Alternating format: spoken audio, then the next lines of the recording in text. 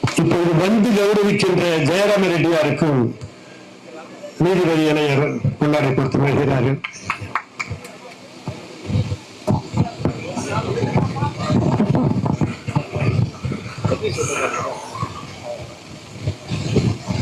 மாநிலத்திலிருந்து வருகை தந்து பலவாறு வாழ்த்துக்களை பாடல்களாக இசைத்த எனது அருமை சகோதரர் குகானந்தன் அவர்கள் ஒரு 10 நிமிட நேரம் வாழ்த்துக்கள்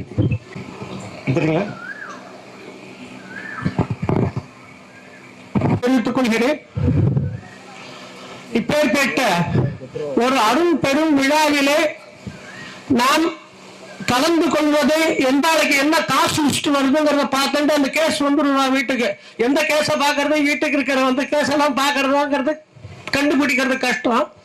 ஆனா அது இறைவனுடைய திருவருள் மட்டும் நாளேதான் முடியுமே தவிர்த்து ஞானிகள் பால் எவன் ஒருவன் ஈடுபாடு வைத்துக் கொள்கிறானோ தன்னை அறிந்த தத்துவ ஞானிகள் முந்தைய இணையின் முடிச்சை அவிழ்ப்பர்.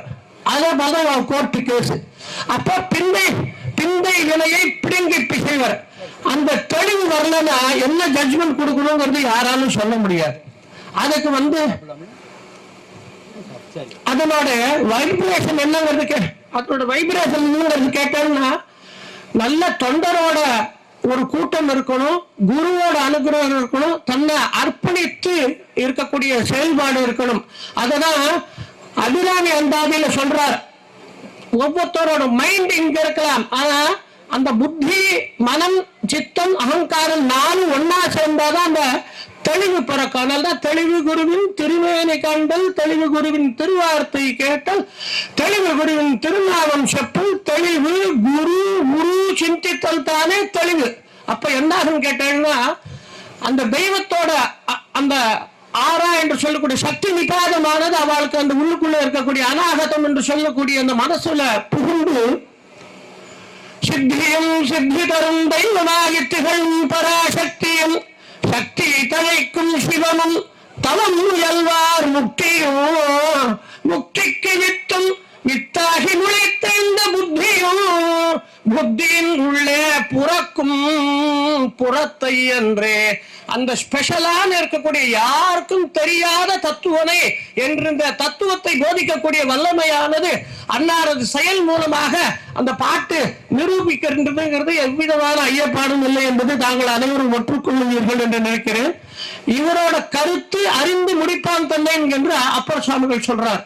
அப்படி இருக்கும் போது எல்லாருக்கும் எல்லா பாக்கியம் கிடைக்குமா அப்படின்னு சொல்லிட்டு நினைச்சு பார்த்தா கூட முடியாது. ஆனா எதுக்கு இந்த மாதிரி விழாலாம் எடுக்கணும்னு சொன்னா அடியார் வேற ஆண்டவன் வேற இல்லைங்கிற அந்த சித்தமே இருக்கவே கூடாது. மாசில் அடியார்கள் வாழ்கின்ற ஊர் சென்று தேடி விளையாடிய நீ அங்கனே நின்று வாழும் மயில் வீரனே. இந்த மதமது செம்மையானால் மந்திரம் ஜபிக்க வேண்டாம்.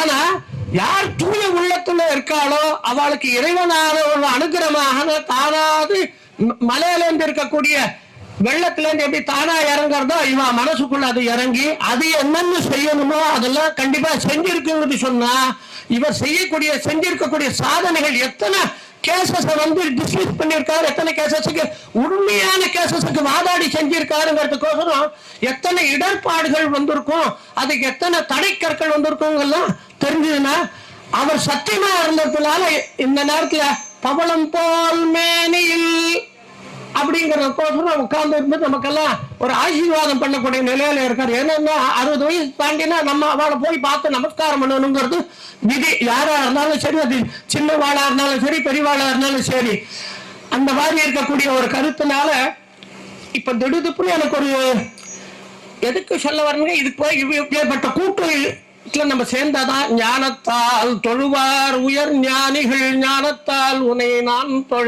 அருகிலே ஞானத்தால் தொழுவார்கள் தொழக்கண்டு ஞானத்தால் உன்னை நானும் தொழுவனேன்னு தேவாரம் பேசும்.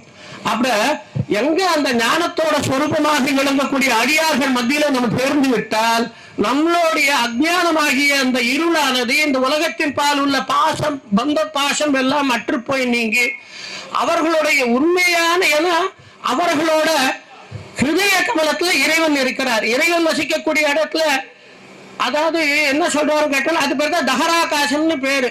தஹராலய ரகசியம்னு பாம்பன் சுவாமிகள் சொல்லியிருக்கார். தூய்மையான உள்ளம் இல்லைன்னா யாருக்கும் அந்த தெளிவான தீர்ப்பானது தோன்றாது. இன்னொன்னு அதுல வினயம் இருக்கணும். வித்யா வினய சம்பன்னே அப்படிங்கிறது வினயம் இருக்காரு. புகையுடை தென்னின் உண்டு பொங்கல் அங்கன்றும் மிகையுடைத்து நூலோர் வினயமும் பாட்டன் ஒன்னும் தெரியாத குழந்தை மாதிரி அப்படியே உட்கார்ந்து இருக்காருங்கிறது சொன்னானா அவரோட அடக்கமானது எவ்வளோ வெளிப்படுகிறது தெரியும். முக விலாசமே தெரியும். அதனால அவளுடைய பெரிய அனுகிரகத்தை வேண்டி ஏதோ எனக்கு பேச்சினது குற்றம் குறை இருந்தாலும் என்ன மன்னிச்சு. இப்ப இந்த டைத்துல வந்தோடனே எனக்கு ஒரு வெண்பா தோணிட்டு, அண்ணா நேற்று ஒரு சின்ன ஒரு டீட்டெயில்ஸ் கொடுத்தார். அதை நான் அவங்களுக்கு முன்னாடி சமர்ப்பணம் பண்ணிட்டேன். இது ஒரு நேரிசை வெண்பா. திடுப்புன்னு ஒரு 5 minutes எழுதினீங்க டேபிள்ல எழுதினேன்.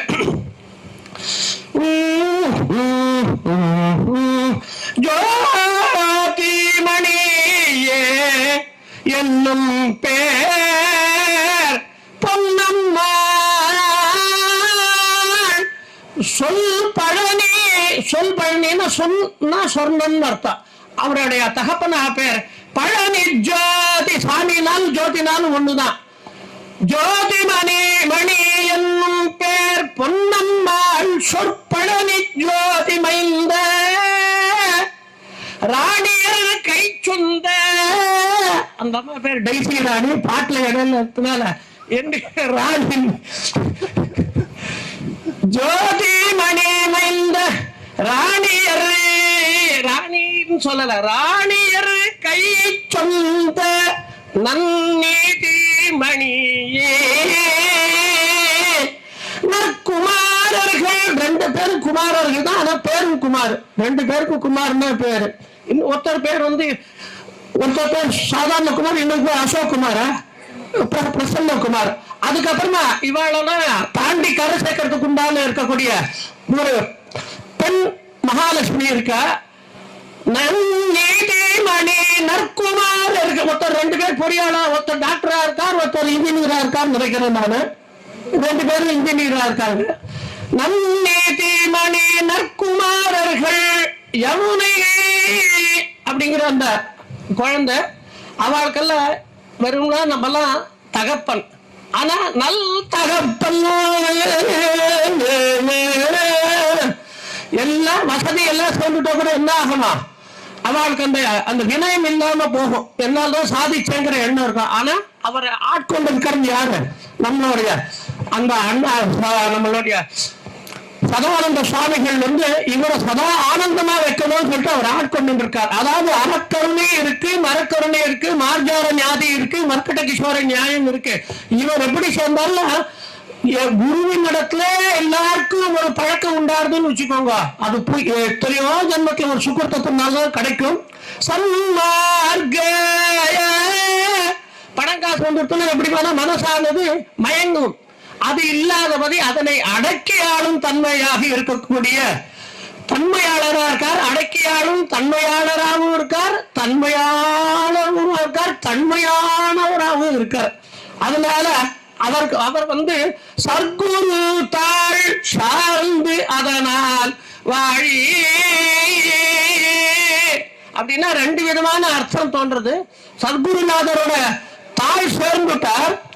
அந்த தாழ் சேர்ந்ததோடு இல்லாம அவரோட பிரகாசத்தை உண்டு பண்ணணும்னு சொல்லிட்டு தன்னோட கைங்கரியத்தெல்லாம் நிறைய பண்ணணும்னு சொல்லிட்டு நிறைய செஞ்சுட்டு இருக்கார். அமைதியே உருவாய் அவர் செஞ்சுட்டு இருக்கார். அதனால அந்த குருவோட திருவருளால சத்குரு தாழ் சார்ந்து அதனால் வாழி, சத்குரு தாழ் அதனால் வாழி என்ற பணிவோடு நமஸ்காரங்களை தெரிவித்துக் மேலும் மேலும் நீங்க சதாபிஷேகம் ஆண்டு எல்லாருக்கும் நிரந்தரமாக வாழ்ந்து எங்களுக்கு எல்லாம் அனுகிரகம் பண்ணணும்னு சொல்லிட்டு பிரார்த்தனை பண்ணி, நான் பேசியதில் இது குற்றம் குறைவதும் இருந்தால் குறைவிலாது உயிர்கள் வாழ்க, நான் மறை அறங்கள் ஓங்க, நல் தவம் வேள்வி மல்க, மேன்மை கொள் செய்வ நீதி மேன்மை கொள் தெய்வ நீதி விளங்குக உலகம்